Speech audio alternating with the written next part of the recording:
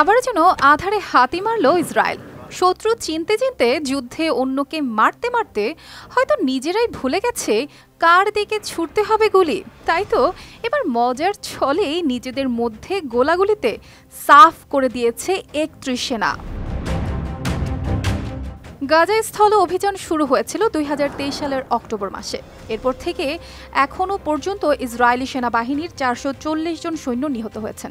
এদের মধ্যে শুধু যুদ্ধক্ষেত্রের দুর্ঘটনাতেই মারা গেছেন ৭২ জন, যা মোট মৃত্যুর প্রায় ১৬%। কিন্তু সবচেয়ে অদ্ভুত তথ্য, এদের মধ্যে ৩১ জনের মৃত ফ্রেন্ডলি ফায়ারে, অর্থাৎ নিজেদের সেনা ভুলবশত গুলি চালিয়ে শেষ করে দিয়েছে তাদের জীবন। শুধু তাই নয়, আরও ২৩ জন মারা গেছেন গোলা বারুদ সংক্রান্ত দুর্ঘটনায়।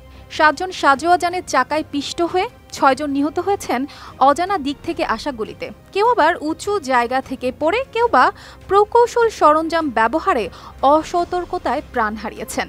গত ১৮ই মার্চ ইসরায়েল গাজায় আবার নতুন সামরিক অভিযান শুরু করলে তারপর থেকে আরও ৩২ জন সেনা নিহত হন। তাদের মধ্যে ২ জন যুদ্ধ সম্পর্কিত দুর্ঘটনায়।